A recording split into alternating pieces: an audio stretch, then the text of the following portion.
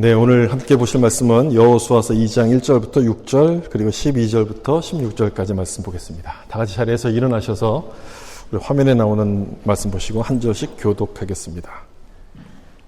눈의 아들 여호수아가 시팀에서 두 사람을 정탐꾼으로 보내며 이르되 가서 그 땅과 여리고를 엿보라 하매 그들이 가서 라합이라 하는 기생의 집에 들어가 거기서 유숙하더니 어떤 사람이 여리고 왕에게 말하여되 보소서 이 밤에 이스라엘 자손 중에 몇 사람이 이 땅을 정탐하러 이리로 들어왔나이다. 여리고 왕이 라합에게 사람을 보내어 이르되 내게로 와서 내 집에 들어간 그 사람들을 끌어내라. 그들은 이 온 땅을 정탐하러 왔느니라.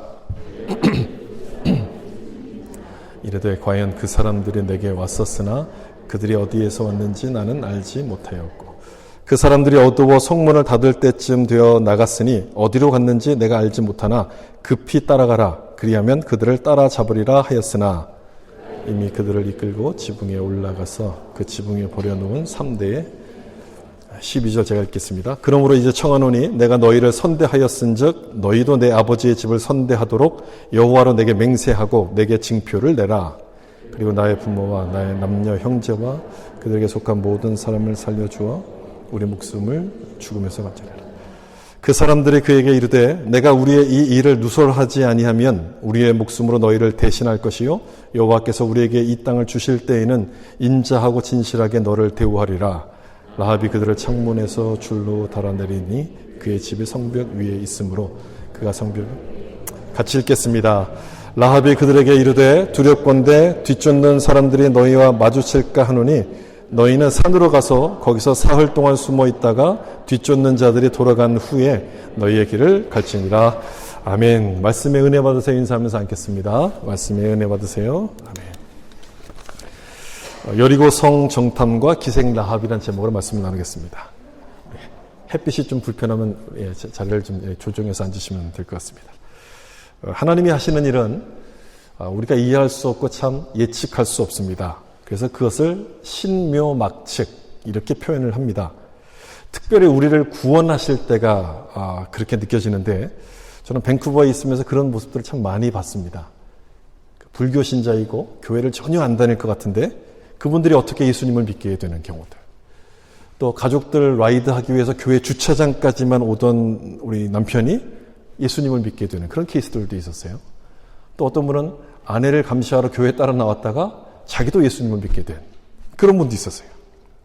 전혀 안 믿을 것 같은 사람이 이렇게 열심히 믿는 걸 보면 신묘막측이 딱 맞습니다. 심지어 성경을 보면 간음죄 또 살인죄를 저지른 사람을 하나님께서 용서하시고 이 사람을 사용하시는 내용들을 기록하고 있는데 그걸 보면 구원에 대한 하나님의 계획은 신묘막측이 틀림없지요.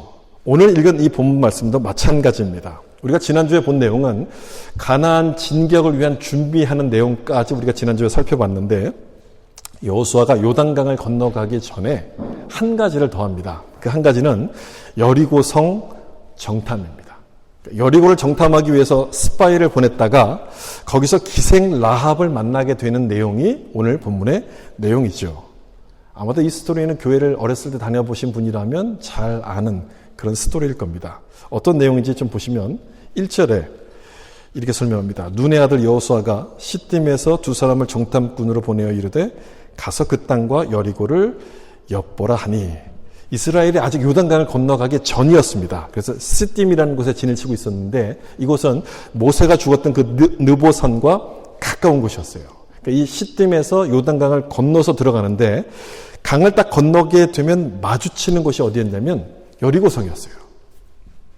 이곳에 정탐꾼을 딱 보내기로 한 것은 가나안을 정복하는 데 있어서 아주 중요한 전략적인 거점이었기 때문에 그렇습니다. 지도를 보시면 좀 더 이해가 되실 텐데 요단강이 여기 중간에 있고요. 지금 이 동쪽을 점령한 상태고 여기서 서쪽으로 지금 넘어가는 겁니다. 근데 남북으로 이렇게 길게 돼 있기 때문에 가나안의 모양이 남쪽에서 공격해 들어가는 거나 또는 북쪽에서 공격해서 내려오는 것이 참 별로 이렇게 유리하지가 않습니다. 남부에 동맹이 있었고 북부에 동맹이 있었거든요. 남쪽에서 공격하면 이 두 사람이 연합을 해서 방어할 것이기 때문에 남쪽이든지 북쪽이든지 치는 것이 굉장히 좀 어려운 상황인 거죠. 그래서 여호수아가 택한 방법이 뭐였냐면 여기 중간을 치는 거예요. 여기가 지금 시딤이고 여기가 이제 여리고거든요. 이 중간을 쳐서 들어가는 겁니다. 그럼 허리를 딱 끊고 남쪽을 정복한 다음에 그 다음 북쪽을 공격해서 가나안 전체를 정복하게 되는 거죠. 이게 지금 여호수아가 생각한 작전의 개념인데 여기서 유래됐던 작전이 그 유명한 인천 상륙작전이라고 보통 그렇게 얘기합니다. 여호수아가 이 여리고를 공략하기로 생각했던 것은 38년 전에 12명의 정탐꾼이 이미 여기를 정탐하고 돌아가지 않습니까? 그때 이 이 여리고 땅을 봐둔 거예요. 이 여리고를 그때 공격하면 좋겠다. 이렇게 생각을 해뒀는데 이제서야 이제 그 공격을 하는 그런 상황이 된 겁니다. 그러다 보니까 시간이 많이 흘렀잖아요. 그 흐른 시간 동안에 이곳이 어떻게 바뀌어졌고 또 어디를 공격해야지 정복할 수 있는지를 알아보기 위해서 정탐꾼 스파이를 보낸 거죠. 다시 1절을 보시면 이 스파이들이 누구의 집으로 들어가서 숨었습니까? 기생 라합이라는 기생의 집으로 들어가 숨어요. 이곳으로 가서 숨은 것은 요즘 말로 하면 여기가 이제 유흥가 같은 곳이죠. 사람들이 많이 모이는 거예요. 그러니까 외부인이 들어가도 잘 티가 나지 않을 정도로 사람들이 많이 모이는 것이고 또 여기 있으면 여리고에 대한 여러 가지 정보를 들을 수 있기 때문에 기생 라합의 집으로 간 건데 예상이 빗나갔습니다. 여기 가면 숨을 줄 눈에 안 띌 거라고 생각했는데 대번 발각이 된 거예요. 2절에 나오죠. 어떤 사람이 여리고 왕에게 말하여 이르되 보소서 이 밤에 이스라엘 자손 중 몇 사람이 이 땅을 정탐하러 이리로 들어왔나이다. 발각이 되는 거예요. 조심한다고 해서 왔는데 여리고 사람들이 발각이 돼요. 지금 여리고 성은요 비상경계 상태였거든요. 그럴 수밖에 없죠. 지금 저 강 건너편에는 누가 있냐면 요단 동편을 정복한 아주 무시무시한 이스라엘 백성들이 강 건너편에 진을 치고 있는 거예요. 그러니까 이 강을 건너오기만 하면 이 여리고와 마주칠 수 있기 때문에 이 여리고 성은 비상 상태였던 거예요. 주민들 모두가 다 눈에 불을 켜고 경계를 하고 있는 그런 상황이었기 때문에 이 스파이가 발각이 돼요. 여리고 왕은 스파이가 들어왔다는 보고를 받고 기생 라합의 집으로 사람을 딱 보내요. 그러니까 어디에 숨었는 것까지도 위치를 이 왕이 파악을 한 거죠. 이제 큰일 난 거죠. 정탐을 시작하기도 전인데 발각이 됐으니 이 여호수아가 생각했던 이 작전은 실패할 수밖에 없는 상황인데 이때 예상하지 못한 사람이 나타납니다. 그래서 도와줘요. 누가 도와줍니까? 기생 라합이에요. 정탐꾼은 그냥 기생 라합의 집에 숨어 있으려고만 한 거예요. 도움을 청할 생각은 안 했습니다. 아무리 그래도 이 여리고 주민 아닙니까? 이 라합이. 그 사람에게 도움을 청했다가 자기를 고발하면 어떻게 되겠습니까? 그래서 이 집에 조용히 숨어만 있으려고 했는데 발각이 딱 된 거예요. 그게 잡혀갈 상황이 됩니다. 근데 생각지도 못했던 이 라합이 이 정탐꾼들을 도와주면서 이 위기를 모면하게 되죠. 앞에서 제가 신묘막측, 하나님이 하시는 일이 신묘막측이라고 설명을 드렸는데 이 장면도 여러분 그렇지 않습니까? 누가 여리고 주민인 이 라합이 이 정탐꾼들을 도와줄 거라고 생각을 할 수 있었겠습니까? 정탐꾼이 발각이 되면서 여호수아의 계획이 무산될 수밖에 없는 그런 상황이었는데 뜻밖의 사람이 나타나서 이들을 도와줘요. 그러니까 하나님이 하시는 일이 이렇게 참 놀라운 거예요. 뜻밖의 위기를 만나면 뜻밖의 사람을 보내셔서 그 위기를 벗어나게 하세요. 여러분 외국에 살면, 밴쿠버에 살면 이런 일들을 종종 만나게 되지 않습니까? 전혀 도와줄 것 같지 않은데 어느 날 어떤 사람이 나타나 도와줘요. 이런 일들을 참 많이 만나게 돼요. 그래서 우리 인생은 심심할 틈이 없어요. 안 될 것 같은데 돼요. 그리고 예상치 못한 사람이 나타나서 나를 도와줘요. 하나님을 믿는 우리들의 삶은 그래서 심심할 틈이 없어요. 재밌어요. 도와줄 것 같지 않은 사람들이 도와줄 것 같은 사람은 안 도와주고 안 도와줄 것 같은 사람이 도와주는 거예요. 물론 하나님께서 우리 삶을 재밌으라고 그렇게 하시는 게 아니겠죠. 사람을 의지하지 말고 하나님을 의지하라고 이런 일들을 이제 보여주시는 거예요. 뜻밖의 사람인 이 기생 라합이 정탐꾼들을 어떻게 도와줍니까? 이 4절을 좀 보시면 그 여인이 두 사람을 이미 숨긴지라 이르되 과연 그 사람들이 내게 왔었으나 그들이 어디서 왔는지 나는 알지 못하였고 지붕에 널어놓은 그 3대 밑에다 정탐꾼을 숨겨놨어요. 그리고 자기 집에 찾아온 여리고 군인들에게 그들이 우리 집을 왔었는데 지금은 없다. 다 갔다. 이제 떠난 지 어디로 왔는지 잘 모르지만 빨리 추격하면 이 사람들을 잡을 수 있다라고 이야기를 해줍니다. 여러분 참 지혜롭지 않습니까? 이 라합이요. 이 집에 숨은 걸 알고 군인들이 왔는데 여기 안 왔다고 하면 의심을 받잖아요. 그 집안 전체를 막 이렇게 수색할 거 아닙니까? 그럼 지붕에 숨어있는 이 정탐꾼들이 발견이 되겠죠. 그래서 라합은 오긴 왔다 이렇게 인정을 해요. 근데 나는 그 사람들이 어디서 왔는지 모르고 지금 이제 성을 떠났으니까 빨리 추격하면 잡을 수 있다라고 이야기하면서 이들의 시선을 이렇게 돌려요. 참 지혜로운 모습이에요. 어떤 분들은 이 라합의 지혜로운 모습을 보기보다는 이 장면에서 라합이 거짓말하는 것이 옳은 겁니까? 이렇게 따지는 분들이 있어요. 옳은 건 아니죠. 옳은 건 아닌데 지금 이 장면에서요. 이 장면의 초점은 사실 거기에 있지 않습니다. 여러분 성경을 보실 때 그 핵심과 초점을 잘 맞추셔야지 지엽적인 걸 갖고 너무 따지다 보면 핵심을 놓칠 수가 있어요. 여기서도 거짓말을 따지는 거는 그 초점에서부터 이제 벗어난 거예요. 당연히 성경은 라합의 거짓말이 괜찮다고 말씀하지 않습니다. 라합을 의롭다 이렇게 말씀하신 것은 정탐꾼을 숨겨주었던 이 라합의 행동이 믿음에서부터 나왔기 때문에 의롭다고 하신 것이지 그녀의 거짓말에 대해서 의롭다고 말씀하신 것이 아니라는 거예요. 거짓말은 옳다고 이야기한 적이 없다는 거예요. 다시 본문으로 돌아가서 이 라합의 말을 들은 군인들이 요단 나루터로 막 달려갑니다. 요단강 건너편에서 이렇게 넘어왔으니까 당연히 강을 건널 거라고 생각을 했던 거죠. 그리고 성문을 딱 닫아요. 또 다른 침입자들이 들어온 것을 막기 위해서 성문을 딱 닫아요. 이제 라합의 집에 숨어있던 이 정탐꾼들이 나갈 길이 없어진 거예요. 나갈 길이 딱 막혔어요. 그래서 어떻게 하느냐? 창문에다 줄을 매달고 이 정탐꾼들을 내려줘요. 아까 읽었던 그 본문 15절에 라합의 집이 성벽 위에 있었다라고 돼 있죠. 성벽 위. 그러다 보니까 줄을 매달아서 이 정탐꾼을 내려주는데 이 그림을 좀 보시면 좋겠어요. 어두워서 잘 안 보이실 것 같은데 이게 여리고성이거든요. 두 겹이에요. 이쪽에 내벽, 이쪽에 외벽이고요. 언덕 위에다가 여기 옹벽을 쌓고 그 위에 또 성을 쌓았어요. 이 높이가 한 15m, 14m 정도 돼요. 굉장히 높은 성벽이라서 밑에서부터 기어 올라가는 것은 꿈도 꿀 수 없습니다. 그리고 돌을 던지는 막 공성전 이런 것도 하기에는 참 어려운 그런 철옹성 같은 그런 성이었어요. 근데 라합이 성 위에 살았다는 것은 이 외벽의 요 성 위쪽을 말하는 것이죠. 요 안쪽일지 바깥쪽일지 정확하게 모르겠지만 하여튼 이 성 위에 살았어요. 저기 살고 있었기 때문에 창문에다 줄을 매서 이 정탐꾼들을 이렇게 내려보낼 수 있었던 거예요. 제가 왜 지금 이 얘기를 말씀드리냐면 여리고 왕은 자기 성이 완벽한 요새라고 자랑했어요. 절대 우리를 이제 침범할 수 없다. 우리를 쳐들어올 수 없다라고 이렇게 자랑했는데 빈틈이 있었다는 거예요. 올라가긴 어렵죠? 내려오기는 쉬운 거예요. 그리고 자기들 그 여리고 백성들이 정탐꾼을 도와줄 거라는 생각은 요만큼도 못한 거예요. 철통 경계를 펴갖고 스파이를 찾았다고 생각했는데 라합이 이 사람들을 도와주는 거예요.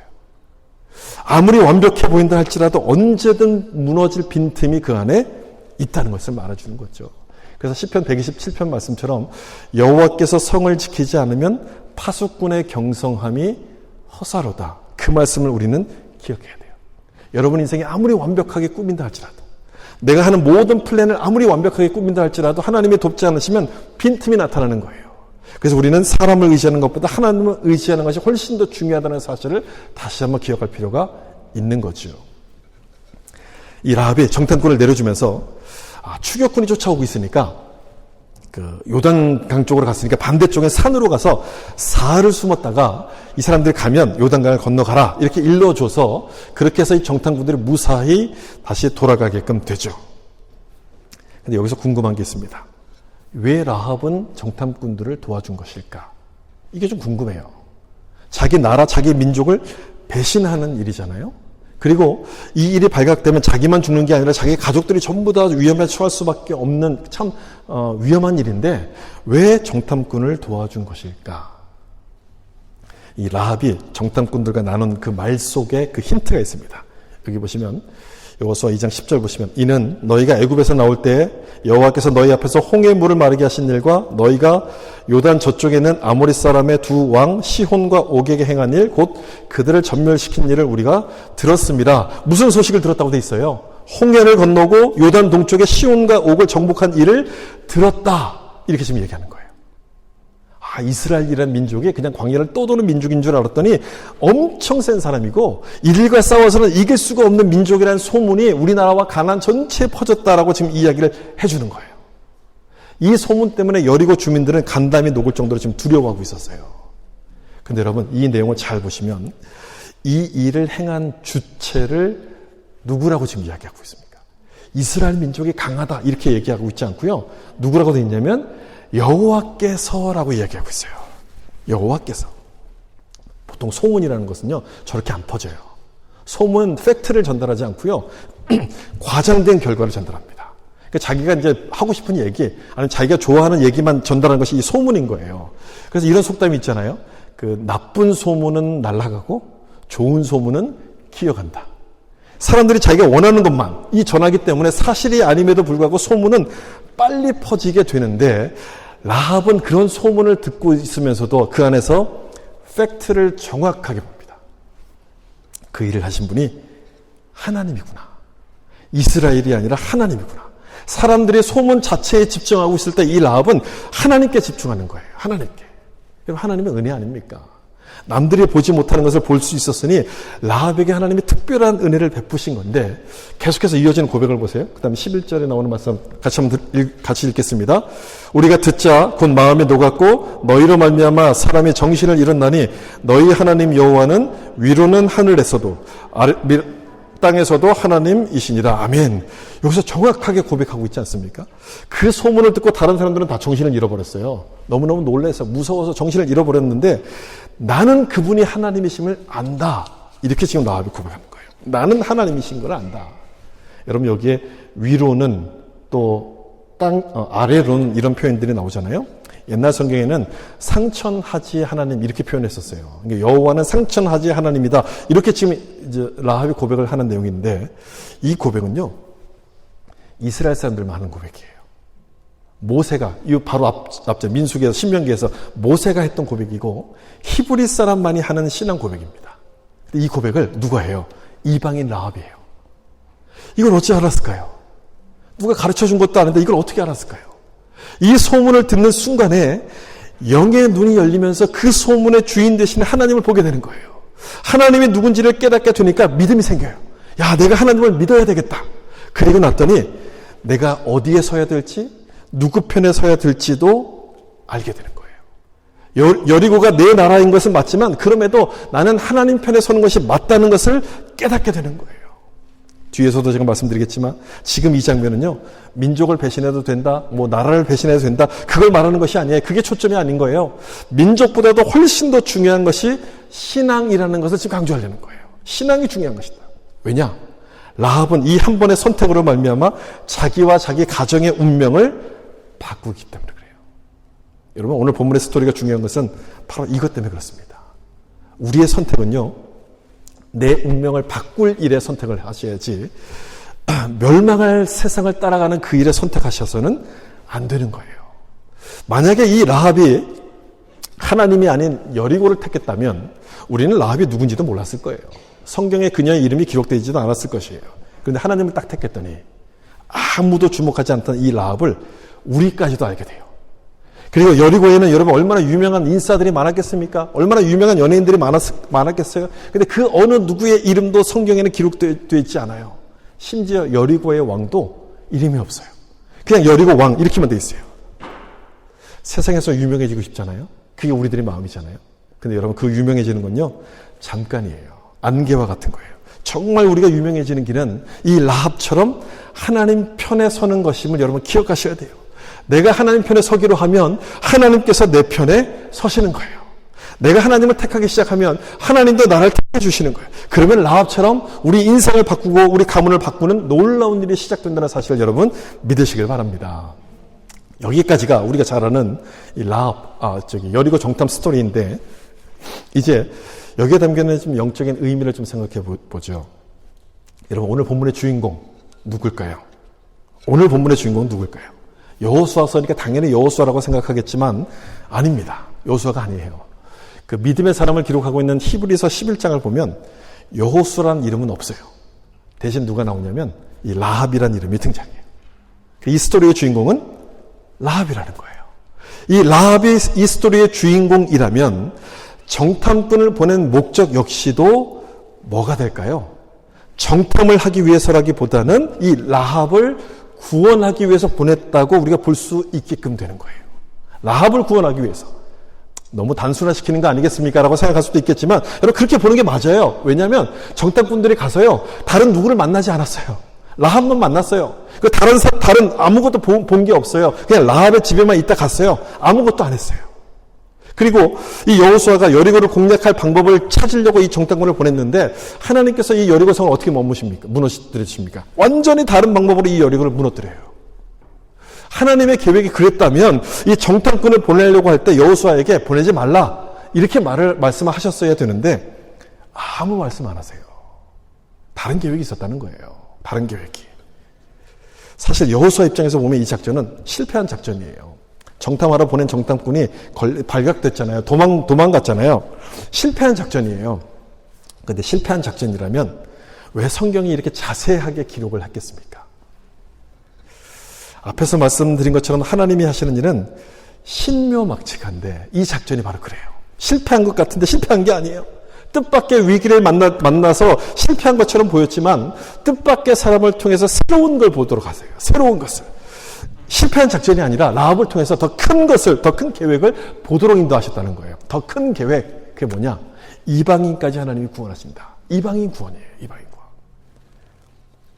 오늘 본문은 어찌 보면 라합이 정탐꾼을 살려준 것처럼 보이지만 실은 정탐꾼이 라합과 그 가정을 살려줍니다. 라합이 정탐꾼을 도와주면서 이렇게 요청을 해요. 내가 당신을 도왔으니까 당신도 우리 가족을 도와주라. 이렇게 요청할 때 정탐꾼이 이렇게 이야기합니다. 여호수아 2장 18절 여기 보시면 우리가 이 땅에 들어올 때 우리를 달아내린 창문에 이 붉은 줄을 메고 내 부모와 형제와 내 아버지 가족을 다 내 집에 모으라. 붉은 줄, 이 붉은 줄을 맨 너의 집안에 있는 사람들은 전부가 다 살아날 것이다. 구원받을 것이다. 라고 이렇게 약속을 합니다. 여러분 이 붉은 줄이 뭘 상징하는지 아시죠? 뭡니까? 예수님의 보혈이에요. 예수님의 보혈 안으로 들어온 모든 사람들은 다 구원받을 것이다. 그런 뜻인 거예요. 오래전에 출애굽에서 이렇게 나올 때 10번째 재앙이 장자를 죽이는 재앙인데 문지방에다 뭐를 바른 집은 그 죽음의 재앙을 피합니까? 뭘 바른 집? 어린 양의 피. 이걸 바른 집들은 피해요. 이 약속대로 어떤 죄인이라 할지라도 그 어린 양의 피가 있는 집 안에 들어오면 죽음에서부터 구원을 받았는데 라합에게도 똑같은 약속을 지금 하고 있는 거예요. 붉은 줄을 맨 너의 집 안에 있는 사람들은 모두가 다 구원받을 것이다. 여러분 하나님의 약속은요 언제나 동일합니다. 구약에서 다르고 신약에서 다르고 그러지 않아요. 구약에서 하셨던 말씀이 신약에서 동일해요. 시간이 지난다고 해서 이 약속은 변하는 것이 아니에요. 라합에게 했던 이 약속처럼 이 붉은 줄은 예수 그리스도의 보혈을 상징하는 것이죠. 이 예수 그리스도의 보혈을 믿는 사람들은 누구든지 구원을 받게 될 것이다. 어떤 죄인이라 할지라도 이방인이라도 보잘것없고 비천한 사람일지라도 예수님 안에 들어온 사람들은 죄로부터 죄의 형벌로부터 구원을 받게 된다는 사실을 우리 가운데 말씀하는 거예요. 이것이 라합을 통해서 우리 가운데 보여주시는 아주 중요한 사건이죠. 사실 우리가 생각할 때는 죄인이 구원받는 것보다는 의인이 구원받는 것이 훨씬 더 공정하다고 생각을 합니다. 여러분 그렇지 않습니까? 늘 사고치고 뭔가 이렇게 말썽만 부리는 자를 구원하시는 것보다는 그렇지 않은 사람을 구원하는 것이 훨씬 더 효율적이잖아요. 이 죄인을 구원하는 것은 비효율적이잖아요. 그런 생각을 가지고 오늘 본문을 읽어보면 여리고에서 구원받은 딱 한 사람이 기생 라합이라는 게 이상해요. 그리고 이 라합을 구원하기 위해서 정탐꾼까지 보냈다는 것은 더더욱 이상해요. 더더욱 이해가 안 돼요. 라합은 기생이잖아요. 우리가 좋게 번역하기 위해서 기생이라고 번역한 것이죠. 아주 굉장히 나쁜 일을 했던 사람이에요. 타락하고 음란하고 망가진 인생을 살았던 사람이에요. 아무도 신경 쓰지 않습니다. 버려진 인생을 사는 이런 사람들이었어요. 여러분 이 사람을 구원하다가 어디다 쓰겠어요? 이런 사람을 구원하면 어디다 쓰겠어요? 그 사실을 본인도 알았어요. 자기도 알았기 때문에 늘 소망 없이 마지못해 살고 있었어요. 정말 비참한 삶을 살고 있었는데 어느 날 하나님에 대한 소문을 들어요. 저 멀리서 아모리 왕을 물리친 엄청난 하나님의 백성이 온다는 소식이 들려요. 다른 모든 사람들은 그 소문을 듣고서 막 두려워 떠는데 라합에게는 이상하게도 소망이 생기기 시작해요. 하나님에 대한 소문을 듣는 순간 믿음은 들음에서 난다는 그 말씀처럼 하나님에 대한 믿음이 생겨요. 아, 하나님을 만나고 싶다. 하나님을 만나고 싶다. 이런 마음이 생겨요. 놀랍게도 하나님께서 라합을 찾아가세요. 이 정탐꾼들 라합의 집으로 이렇게 보내시는 것 아니에요? 하나님께서 이 집을 찾아가시는 거예요. 그리고 이들과의 대화를 통해서 이 라합은 하나님께서 날 위해 이 사람들을 보내셨다는 사실을 깨닫습니다. 그리고 정탐꾼이 알려준 대로 창문에다 붉은 줄을 매달아 놓고서 라합과 그의 가정이 구원을 받게 돼요. 근데 여러분, 여기가 끝이 아니에요. 여기서 끝나면 좀 재미가 없잖아요. 여기 끝이 아니에요. 조금 전에 이 사람을 구원하시다가 어디다 쓸까? 이런 얘기를 말씀드리지 않았습니까? 어디다 쓸까요? 이 사람을 구원하다가. 어디다 쓸까 싶은데 여기다 사용하십니다. 여기다. 여기 말씀 보세요. 마태복음 1장 5절과 6절인데 족보를 쭉 기록하는 말씀인데요. 살모는 라합에게서, 라합이 여기 나오죠? 여기 살모는 이 남자 이름이에요. 여기 그 스시집에 있는 살몬이 아니고 살몬 남자 이름. 예. 살몬과 라합이 결합해서 결혼해서 이제 보아스를 낳아요. 보아스는 루셀에서 오벳을 낳고 오벳은 이새를 낳고 이새는 누굴 낳아요? 다윗 왕을 낳아요. 라합은 다윗 왕의 고조 할머니가 되는 거예요. 그러니까 이 족보로부터 나중에 누가 태어나십니까? 예수님이 탄생하시게 돼요. 라합은요, 예수님의 족보를 완성하는 일에 쓰임받게끔 되는 거예요. 이방인 여자인데, 이방인이고 그것도 여자인데 비참한 인생을 살던 이 라합이 구원을 받아서 예수님의 족보에 올라가요. 족보를 완성시키는 거예요. 여러분, 이게 우연했을까요? 어떻게 하다 보니까 이런 일들이 막 벌어진 걸까요? 아니죠. 정탐꾼이 온 목적이 라합을 위해서 왔다고 한 것처럼 이 모든 것은 하나님의 계획이었고 하나님의 뜻이었고 섭리였어요. 요한복음 4장에서도 예수님께서 그 사마리아에 있는 수가성 여인을 찾아서 만나러 가셨던 것처럼 소망 없이 살던 이 라합을 하나님이 찾아가신 거예요. 찾아가셔서 만나시는 거예요. 그래서 여러분, 이 성경은 은혜가 돼요, 우리에게. 성경을 읽으면 참 은혜가 돼요. 그럴 만한 사람이니까, 또는 의로운 사람이라서 찾아가셨다면 우리 같은 사람에게 소망이 없어요. 근데 죄인이잖아요. 비참한 인생을 살고 소외되고 버림받은 이 라합을 찾아가셔서 예수님의 족보에 오르도록 만드셨으니 나 같은 사람도 소망이 생기는 거예요. 여러분, 우리가 여기에 아무 죄도 없는 것처럼 앉아있잖아요. 우리가 깨끗한 옷을 입고 좋은 옷을 입고 딱 앉아있으니까 우리가 아무 잘못 없는 사람인 것 같잖아요. 그렇지만 솔직히 말하면 우리도 기생 라합 같은 사람 아닙니까? 우리도 똑같은, 그 사람하고 비교했을 때 별 차이가 없는 그런 사람들 아닙니까? 내 죄가 드러나지만 않았을 뿐이지 우리도 똑같은 죄인이고 타락하고 그리고 소외받은 그런 별 볼 일 없는 사람들인 거예요. 그런데 주님은 그런 우리를 사랑하셔서 라합처럼 우리를 구원해 주셨어요. 아무것도 잘한 게 없는데, 아무것도 뛰어난 게 없는데 예수 믿는 그 믿음 하나를 보시고 구원하셔서 이 자리에 앉게 하신 거예요. 여러분, 그렇지 않습니까? 우리가 이 자리에 앉아있는 것은 주님의 은혜로 이 자리에 앉아있는 것 아닙니까? 생각해보면 내가 예수를 믿다니, 내가 예수를 믿고 내가 교회를 다니다니, 교회 주차장까지만 갔던 사람인데 내가 어느 날 이 예수를 믿었다니, 나는 전혀 교회를 반대하고 불교를 믿던 사람인데 내가 예수를 믿다니, 생각하면 생각할수록 신묘막측한 거예요. 그렇다면 그런 은혜를 받은 우리는 어떻게 살아야 될까요? 그런 은혜를 받은 우리는 어떻게 살아야 될까요? 라합은 우리에게 두 가지를 보여줘요. 첫 번째, 여리고를 버려요. 라합이 보여준 첫 번째, 여리고를 버려요. 앞에서 정탐꾼을 숨겨준 것이 여리고에 대한 배신이기보다는 신앙을 택한 거라고 말씀을 드리지 않았습니까? 바로 그 얘기인 거예요. 우리도 그래야 된다는 거예요. 우리가 살고 있는 이 세상을 따라가지 말고 하나님을 따라가야 된다는 거예요. 세상 편에 서 있지 말고 하나님 편에 서셔야 되는 거예요. 여러분, 이것은요, 우리가 천국 가는 그날까지 늘 기억하고 잊어버리면 안 되는 일이에요. 왜 그러냐면, 이 정도면 돼서 너 충분히 할 만큼 해서 이제 너도 즐겨야지, 이런 유혹들이 매 순간순간마다 찾아오기 때문에 그래요. 그러나 여러분, 우리는 어떤 사람들입니까? 나를 위해서 사는 사람이 아니라 주님을 위해서 사는 사람들 아닙니까? 예수님의 보혈로 우리는 구원받아서 이전 것은 지나갔으니 보라 새 것이 되었도다, 새 것이 된 사람들이기 때문에 세상 나라의 방법대로 살아서는 안 되는 사람들인 거예요. 그래서 여리고를 버려야 되고, 두 번째, 은혜 받은 우리는 붉은 줄을 매달아 놓고 있어야 돼요. 붉은 줄을 매단다는 것은 믿음의 표시라고 이야기할 수 있어요. 믿음의 표시가 있어야 된다는 뜻이에요. 어떤 분은요, 믿는다고 하는데 안 믿는 사람보다 거짓말을 더 잘해요. 어떻게 저렇게 거짓말을 잘할 수 있을까 싶을 정도예요. 아주 놀랄 정도예요. 화도 잘 내요. 아주 인색해요. 그러면 붉은 줄을 매고 있는 게 아니에요. 그 줄은 이제 빼놓고 있는 거겠죠. 이 붉은 줄을 매는 순간 행동에 제약이 따라옵니다. 그래서 내가 손해봐야 될 결정을 해야 될 수도 있어요. 그래서 내가 나중에 매야지, 잠깐 숨겨놔야지.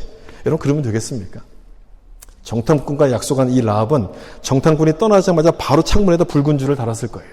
그리고 이전과는 다른 모습으로 살기 시작했을 겁니다. 조금 있으면 이곳에 하나님의 심판이 임할 것이기 때문에 내가 전처럼 살 수가 없는 거예요. 전처럼 기생일을 하고 술을 파는 그런 잘못된 모습으로 살 수가 없는 거예요.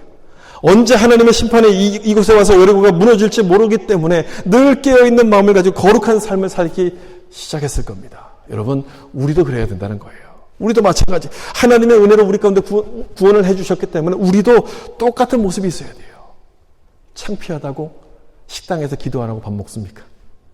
기도하고 밥 드셔야죠. 내가 뭔가 좀 불리하다고 해서 내가 크리스찬임을 숨기고 삽니까? 여러분, 그렇게 하시면 안 되는 거예요. 당당하게 붉은 줄을 메고 이렇게 사셔야 돼요. 누가 보든지 나는 크리스찬임을 알 수 있도록 거룩한 삶, 성령의 열매를 맺는 그런 삶을 살아야 돼요. 여러분, 그렇게 하고 계십니까? 여러분들이 누가 봐도 크리스찬임을 알 수 있도록 그렇게 행동하고 그렇게 살고 계십니까? 이 세상은 주님을 미워하죠. 주님은 십자가에 못 박았습니다. 여러분, 그런 세상과 우리가 가까워진다면, 그런 세상과 내가 손잡는다면 주님이 기뻐하시지 않을 거예요.